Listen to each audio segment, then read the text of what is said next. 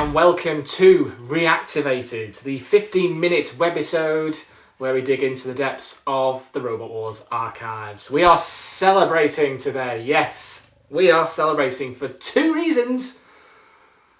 Well, yes, I suppose two reasons. Yeah, the main reason, 800 subscribers to the channel. Fantastic to see. Thank you all so much for contributing. You make the channel what it is. Without you, we wouldn't really exist. So thank you all so much. And secondly, we've made it through the year. We've made it. What a year it has been.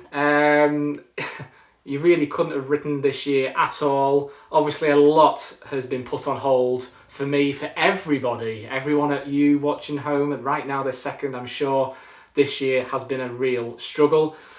In terms of filming new content for this channel, we were right to put things on hold. The team around me who put everything together on the main series, they've all had the virus. I've been very lucky. I've not had the virus, but it just goes to show that filming has just been a complete no-go this year. Luckily everyone is okay. I only had mild symptoms, and we're hoping at some point to get some fresh content out onto the channel. But just to say a massive thank you to everyone for watching. Now, during these difficult times, it's been even more important and great to witness so many great fan-made Robot Wars channels out there. You are all amazing, and I've enjoyed watching many channels. Much of the content that I've seen online has been fantastic. Keep up the good work, and thank you for keeping the sport of Robot Wars and robotics alive. And once again, thank you for supporting us, reaching 800 subscribers. Now then, we will start with a return to Bot Bit. On the screen in front of you, you will see a very small bit of robots. The answer will be revealed a little bit later on. Now, we do have bits to get through, but primarily today is all about just me sitting here, having a catch-up and reflecting and talking to you people at home. Obviously, I mentioned briefly that we haven't had much on the channel recently. Our Megabot series premiered during the summer, and we will be looking, he says, to extend that run if things carry on the way they are. But for now, it is time for our fantasy fight. Okay, so we're going to have a three-way melee as I go into the pencil case here and reveal 3 robots completely at random. This is from all 10 series of the main Robot Wars. Our first robot is Recyclops. Who remembers Recyclops? All the way back from Series 1. Rex Garrod's first machine that entered, was the first ever robot to flip Matilda out the arena. Not out the arena, just flip. Do apologise. It's my brain. It's been a mad year. Next is Napalm from Series 2. We are going old school today. Is that a good thing? Yes, of course it is. And finally, our three-way. This will be someone who will just decimate these poor 2 robots. It is Tsunami. Is there a contest? Is there worth me reviewing this three-way melee? Tsunami from Series 7, Napalm from Series 2, Recyclops from Series 1. Well, if you're a Robot Wars fan, you should know the answer to this. It's Recyclops. No, Tsunami. Tsunami, I think this fight would just be over. I mean, even when Tsunami was fighting in Series 7, the fights were pretty manic and quick. Napalm probably wouldn't even get up to speed across the arena by the time Tsunami's come in and flipped them out of the arena, and Recyclops probably would come second in this. I think they would put up more of a fight than Napalm would against the flipper of Tsunami, but overall, no. Tsunami, for me, the winner. Do you agree? Let me know what you think in the comments below as we move on to a bit of fighting talk now. Our fighting talk this time is with the ruler, the one who tries to keep peace in the arena. It's Refbot. Here he is on the table here. In miniature, there we go. Now the issue I have had, should I say, I don't have any more, but I had with Refbots was when it debuted in Series 4. I think it was a bit of a rushed way of introducing Refbots. They should have just waited, I think, until Series 5. Just had a little bit longer to really define and understand what Refbot should really have been for. And of course, if you realise, and I'm sure everyone's seen Refbot when he did debut in Series 4, he didn't do anything. He didn't do anything at all. He had an extinguisher, 2 scoops, one at the front, one on the back, and that's pretty much it. He had a little claw, didn't he? I mean, what was that for? Anyway, I think if Refbot had been introduced with his now counter and red and yellow lights in Series 4, I think you never really saw Refbot in Series 4. I think at the peak as well, between Series 3 and 4, they really just wanted an extra, something new for Series 4, because they realised they've got an audience here. After the final of Series 3, that was the peak of the original run of Robot Wars, so they decided on introducing Refbot. But it did take me, personally, a bit of time to get used to Refbot. I loved him from Extreme onwards because he actually did something. What do you think? Do you agree? Was Refbot your favourite at the time when it first debuted in Series 4? Did you hate Refbot in Series 4? When did you start liking Refbot's role in the arena? Let me know in the comments below. We are obviously on the topic of the world going completely bananas. Now, what would happen if robots from around the world met in the arena? Well, you do get this. The first World Championship. As you can see, it still glitters from the lighting there. Oh, that's brilliant, isn't it? This is the first real video you could buy. This came out in early 2000, and I remember getting this for my 11th birthday, and it still has its will not be shown on TV till 2001. So it was a purchase on the back of, if any of you remember the very first Robot Wars magazine, which I have reviewed in a past episode, it contained the disc, the game, and on the game it actually had clips of the first World Championship. And me, I was totally entranced by what I was seeing with these tiny little clips. Kilohertz against Chaos 2, Razor against All Talk, in these little bitty clips. Thinking, where on earth is this? I'm not seeing this on TV before. It must be on something. Little, of course, did I know at the time that they just filmed the first World Championship, and you could only get it on VHS video. And here it is. Original video is still in its original. I might give this a watch after, actually. Nothing else to do, is there, in lockdown?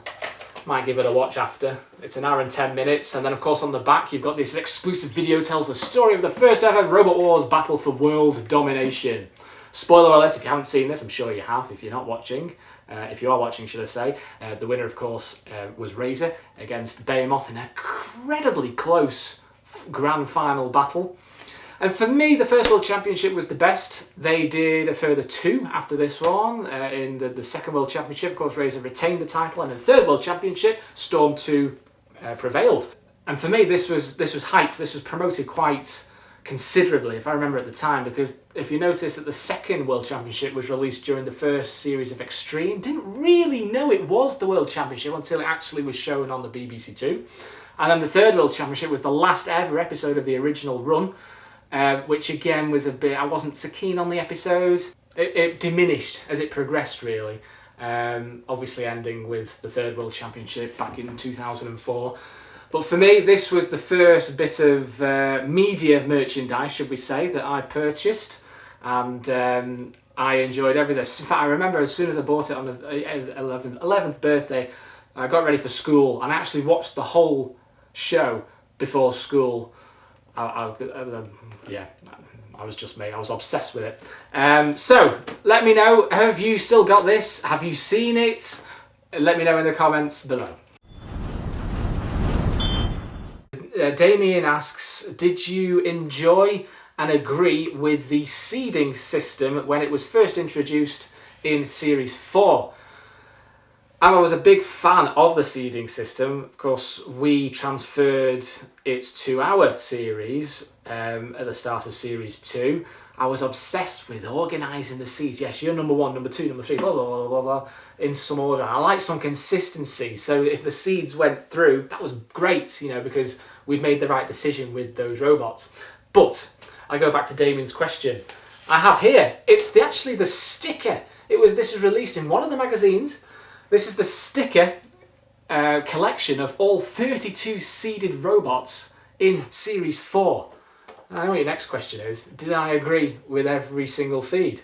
Well, Damien, to answer your question, I did enjoy the seeding system when it was first introduced in Series 4. However, there are quite a few who I didn't agree with. Obviously, I had Chaos 2, Hypnosis and Razor in the top 3. But things like, Sir Chromalot, Plunderbird, seeded 27 and 26. Shadow of Napalm, seeded 25. Okay, yeah, they got through to the semi-finals in Series 2, but I wouldn't have put them as a seed. And Centurion, seeded 31. Centurion didn't even make it out of round 1 of the 3rd series. And then you had robots as high, Kilohertz as high as 16. Yes, okay, they got through to a semi-final, but they're not really successful with Kilohertz. Terahertz, a different story, but anyway, you get my idea. So yes, thank you, Damien, for your question. I did agree with the seeding system, not necessarily the robots on the seeding system for Series 4, and obviously then they replicated from Series 5 through to 7. So thank you, Damien, for your question. Next we have Isaac. What is my favourite series of our series we did, since our hiatus? Yeah, thanks, Isaac. I don't think this has been there's been a question that's been submitted. I like to think of our series 6 through to 8 as an indulgent night out at a really fancy restaurant. So think of Series 6 as the starter, Series 7 as the main course, and Series 8 as the dessert. And I love main courses. So for me, Series 7 has been personally my favourite of our series since we came back. So thank you, Isaac, for that. And finally, we've just got time, I think, for one more before we move on to our next bit. Which Roboteer team was your favourite? Now, I've had to really think about this one. I've tried to condense it, but in the end, I personally really like the Dietor team. And the team members were Peter Redmond, Joe Gavin, Kieran Brine, who actually played Zulu, Dr. Zulu, for some time. It was sort of his alter ego. And also a bit of a trivia, who joined them in Extreme 1 and Series 5? Only the son of the Master of Mayhem, Jack Charles, yes. So we come to the end of our questions section. There is just time first for our bot bit. Before we showed you a little bit of a robot zoomed in. Anyone have a guess? This year really is nuts. Oh, that's right, we've timed that very well. It is nuts from Series 8 onwards. You're right, it has been absolute nuts this year. Cease. Right, well, there is the cease. I've been told to now wrap up. Thank you all so much for watching. Do subscribe, share, download, enjoy the content that is on the channel at the moment. We've all survived a absolute... what's the word to this? There is no word to describe it. It's like something from a Hollywood film, isn't it? I try to keep politics and my own opinions out of the channel because, let's face it, we just want a bit of escapism with things like this. But I have to say, it has been very challenging, but at the same time very rewarding and just nice to see everyone out there keeping the sport alive. Thank you all so much for that. In terms of going forward, what can I say? Well, we're still in lockdown. We'll just have to see what next year brings. But for now, thank you all so much for watching. Thank you for all of your subscriptions. It's great to reach 800, and we'll see you, hopefully, very soon. Thank you. Bye-bye.